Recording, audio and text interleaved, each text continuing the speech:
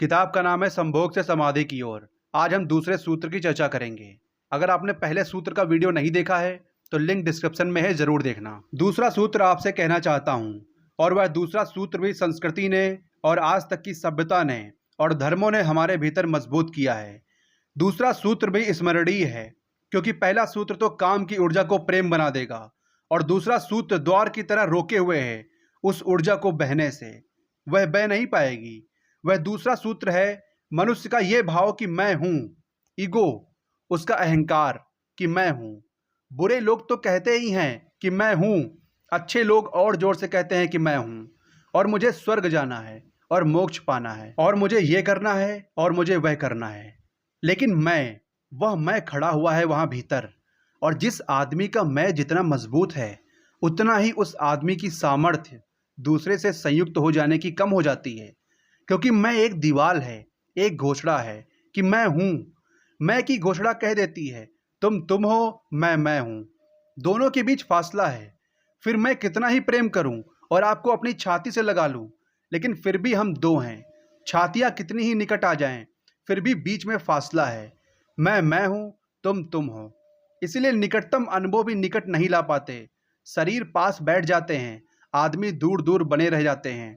जब तक भीतर मैं बैठा हुआ है तब तक दूसरे का भाव नष्ट नहीं होता। सार्त्र ने कहीं एक अद्भुत वचन कहा है कि द अदर इज हेल, वह जो दूसरा है वही नरक है। लेकिन सार्त्र ने यह नहीं कहा कि why the other is other, वह दूसरा दूसरा क्यों है।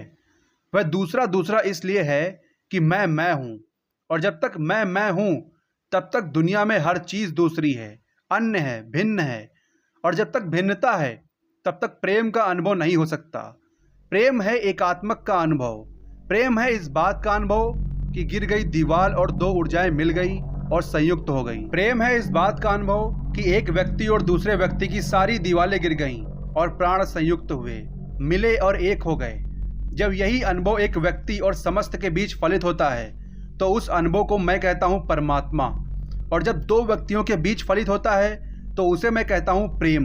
अगर मेरे और किसी दूसरे व्यक्ति के बीच यह अनुभव फलित हो जाए कि हमारी दीवारें गिर जाएं, हम किसी भीतर के तल पर एक हो जाएं, एक संगीत, एक धारा, एक प्राण, तो यह अनुभव है प्रेम। और अगर ऐसा ही अनुभव मेरे और समस्त के बीच घटित हो जाए कि मैं विलीन हो जाऊं और सब और मैं एक हो जाऊं, तो यह अनुभव है परमात्मा। इसीलिए मैं कहता हूं प्रेम है सीढ़ी और परमात्मा है उस यात्रा की अंतिम मंजिल। यह कैसे संभव है कि दूसरा मिट जाए? जब तक मैं ना मिटूं तब तक दूसरा कैसे मिट सकता है? वह दूसरा पैदा किया है मेरे मैं की प्रतिध्वनि ने। जितने जोर से मैं चिल्लाता हूं कि मैं, उतने ही जोर से वह दूसरा पैदा हो जाता है। वह दूसरी प्रतिध्वनि है, उस तरफ इको हो रही है मेरे मैं की, और यह अहंकार, यह ईगो द्वार पर दीवार बनकर खड़ी है। और मैं है क्या? कभी सोचा है आपने कि यह मैं है क्या? आपका हाथ है मैं, आपका पैर है मैं, आपका मस्तिष्क है, आपका हृदय है। क्या है आपका मैं? अगर आप एक क्षण भी शांत होकर भीतर खोजने जाएंगे कि कहाँ है मैं, कौन सी चीज है मैं, तो आप एकदम हैरान रह जाएंगे। भीतर कोई मैं मिलने को नहीं है। जितना गहरा खोजेंगे उतने ही पाएंगे। भीतर एक सन्नाटा और शून्य है। वहां कोई आई नहीं, वहां कोई मैं नहीं, वहां कोई ईगो नहीं। एक भिक्षु नागसेन को एक सम्राट मिलिंद ने निमंत्रण दिया था कि तुम आओ दरबार में। तो जो राजदूत गया था निमंत्रण देने, उसने नागसेन को कहा कि भिक्षु नागसेन, आपको बुलाया है सम्राट मिलिंद ने, मैं निमंत्रण देने आया हूं।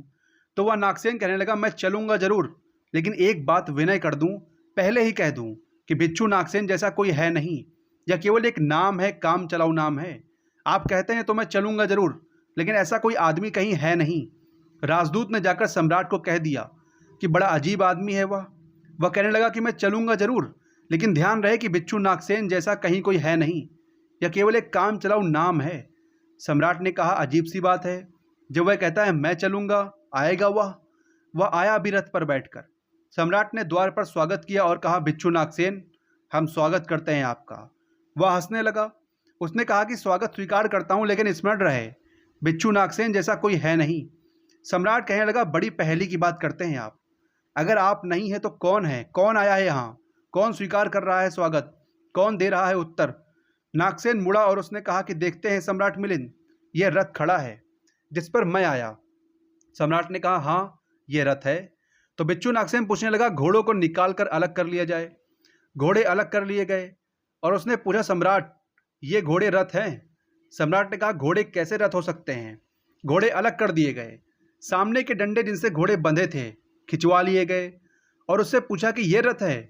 सिर्फ 2 डंडे कैसे रथ हो सकते हैं? डंडे अलग कर दिए गए। चाक निकलवा लिया और कहा, ये रथ है? सम्राट ने कहा, ये चाक है, ये रथ नहीं है।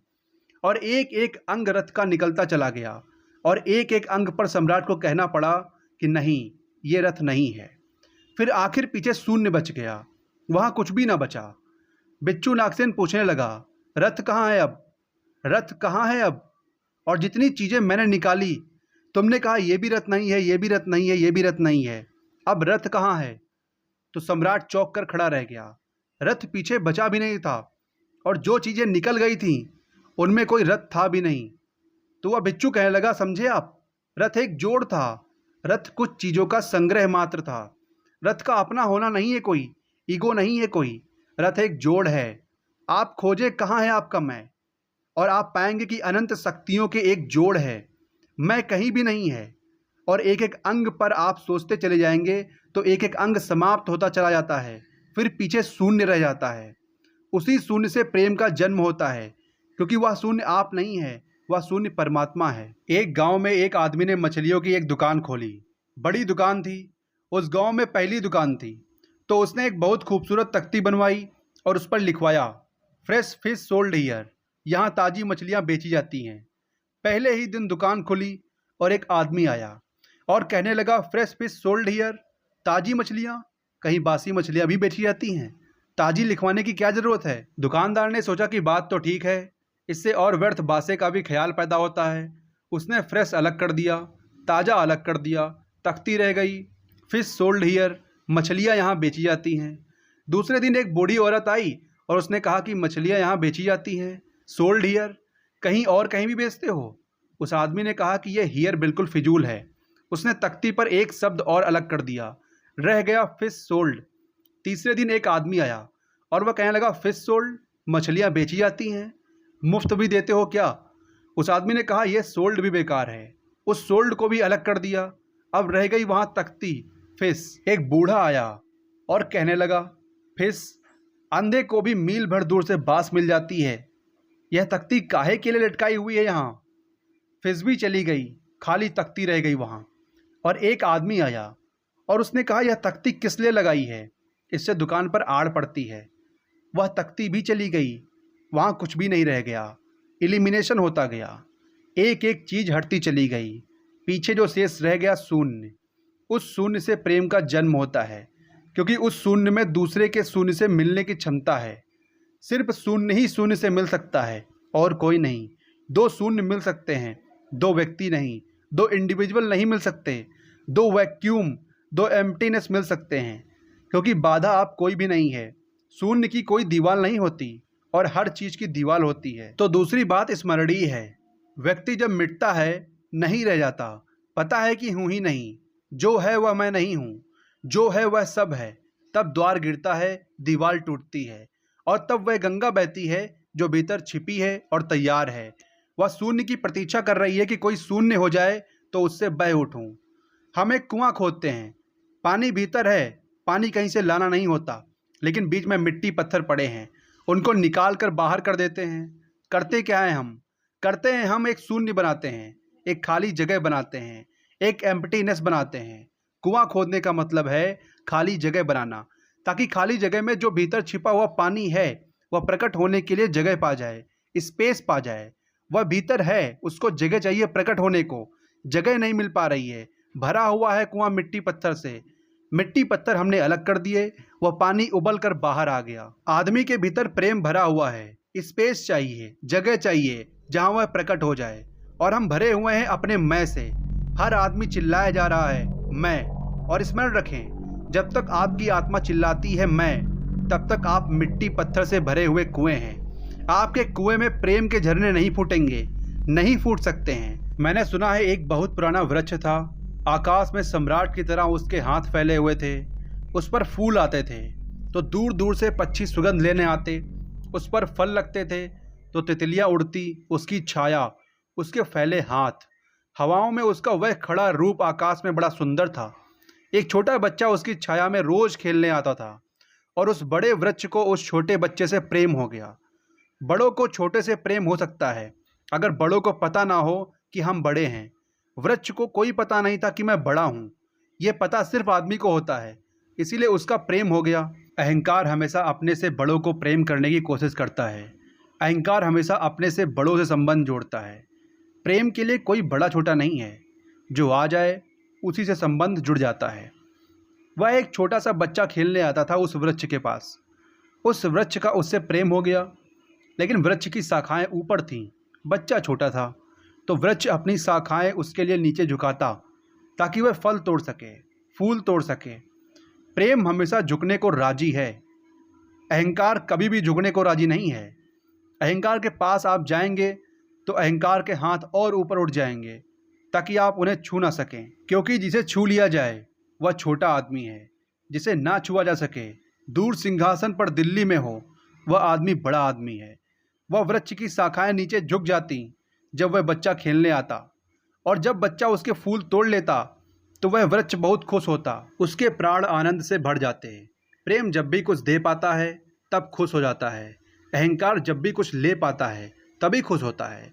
फिर वह बच्चा बड़ा होने लगा। वह कभी उसकी छाया में सोता, कभी उसके फल खाता, कभी उसके फूलों का ताज बनाकर पहनता और जंगल का सम्राट हो जाता।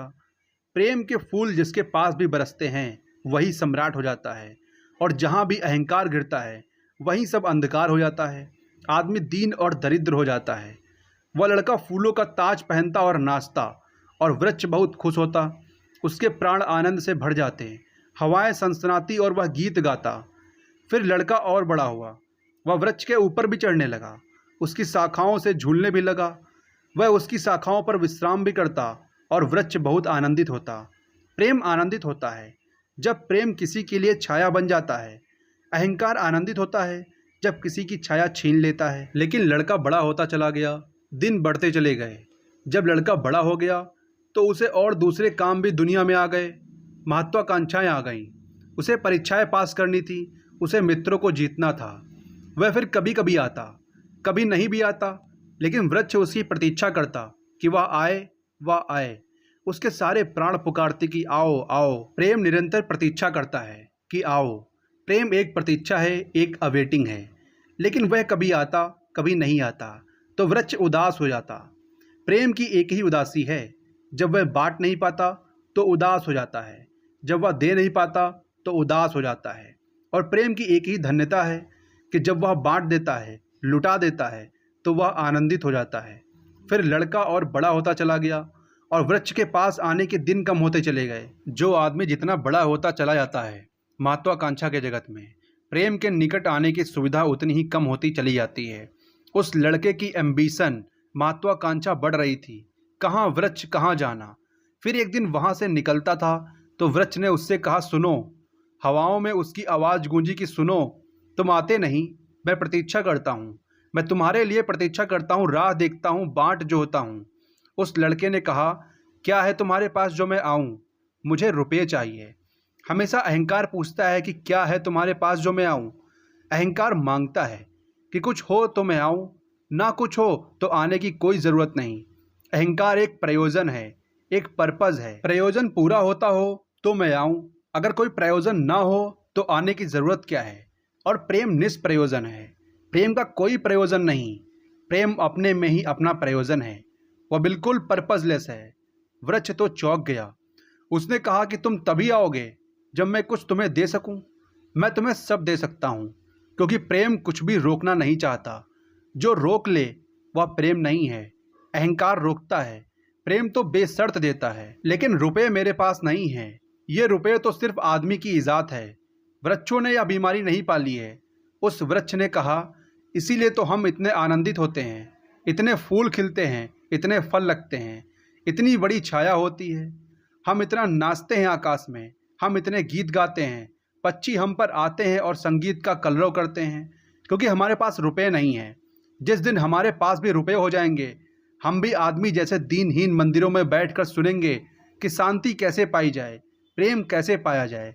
नहीं नहीं, हमारे पास रुपये नहीं हैं। तो उसने कहा, फिर मैं क्या आऊँ तुम्हारे पास? जहाँ रुपये हैं मुझे वहाँ जाना पड़ेगा, मुझे रुपयों की ज़रूरत है। अहंकार रुपया मांगता है, क्योंकि रुपया शक्ति है, अहंकार शक्ति मांगता है। उस वृक्ष ने बहुत सोचा, फिर उसे ख्याल आया, तो तुम एक काम करो, मेरे सारे फलों को तोड़ कर ले आओ और बेच दो तो शायद रुपए मिल जाएं। और उस लड़के को भी ख्याल आया। वह चढ़ा और उसने सारे फल तोड़ डाले, कच्चे भी गिरा डाले, शाखाएं भी टूटी, पत्ते भी टूटे, लेकिन वृक्ष बहुत खुश हो गया, बहुत आनंदित हुआ। टूट कर भी प्रेम आनंदित होता है। अहंकार पाकर भी आनंदित नहीं होता, पाकर भी दुखी होता है। और उस लड़के ने तो धन्यवाद भी नहीं दिया पीछे लौटकर, लेकिन उस वृक्ष को पता भी नहीं चला, उसे तो धन्यवाद मिल गया इसी में कि उसने उसके प्रेम को स्वीकार किया और उसके फलों को ले गया और बाजार में बेचा। लेकिन फिर वह बहुत दिनों तक नहीं आया। उसके पास रुपए थे और रुपयों से रुपए पैदा करने की वह कोशिश में लग गया। वह भूल गया, वर्ष बीत गए और वृक्ष उदास है और उसके प्राणों में रस बह रहा है कि वह आए उसका प्रेमी और उसके रस को ले जाए। उसकी सारी आवाज़ यहीं गूंजने लगी कि आओ। बहुत दिनों के बाद वह आया। अब वह लड़का तो प्रौढ़ हो गया था। वृक्ष ने उससे कहा कि आओ मेरे पास, मेरे आलिंगन में आओ। उसने कहा छोड़ो यह बकवास, ये बचपन की बातें हैं। अहंकार प्रेम को पागलपन समझता है, बचपन की बातें समझता है। उस वृक्ष ने कहा आओ, मेरी डालियों से झूलो, नाचो। उसने कहा छोड़ो ये फिजूल की बातें, मुझे एक मकान बनाना है, मकान दे सकते हो तुम? वृक्ष ने कहा मकान? हम तो बिना मकान के ही रहते हैं। मकान में तो सिर्फ आदमी रहता है, दुनिया में और कोई मकान में नहीं रहता, सिर्फ आदमी रहता है।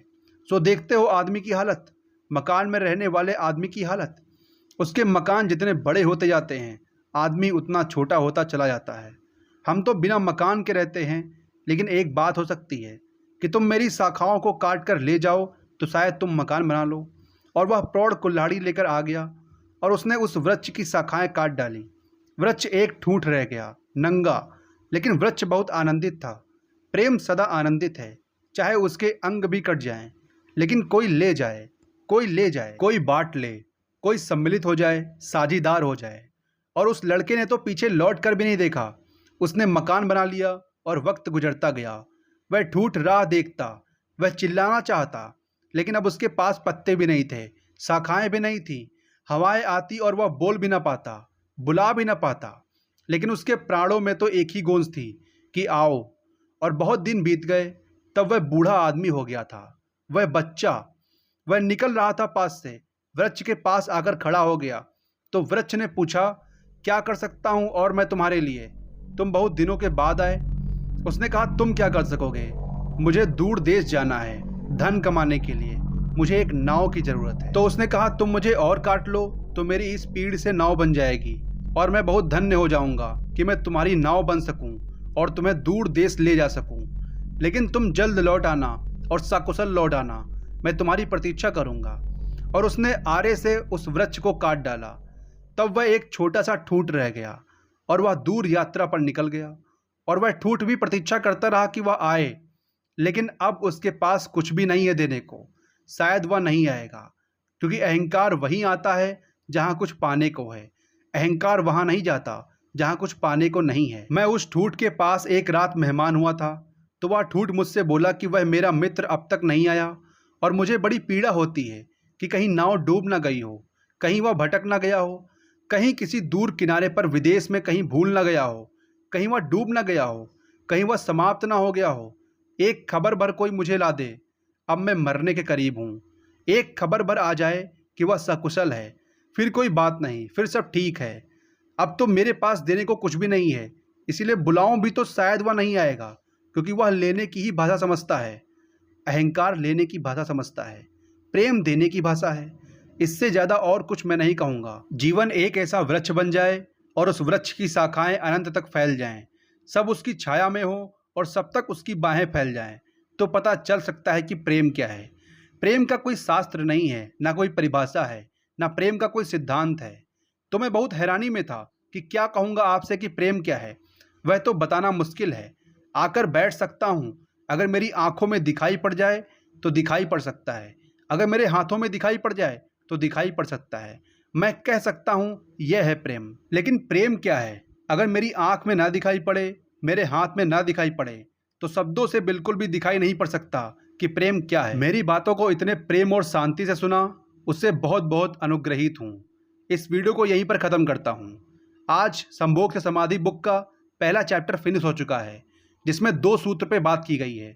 पहला सूत्र लिंक आपको डिस्क्रिप्शन में मिल जाएगा, जिसकी चर्चा हमने पहले वीडियो में की है, और दूसरे सूत्र की चर्चा मैंने इस वीडियो में की है। वीडियो कैसा लगा कमेंट सेक्शन में जरूर बताना। नेक्स्ट चैप्टर की चर्चा हम अगले वीडियो में करेंगे, और हमारे टेलीग्राम चैनल को जरूर ज्वाइन करना और इंस्टाग्राम पर भी फॉलो कर लेना। मिलते हैं नेक्स्ट वीडियो में। जय हिंद।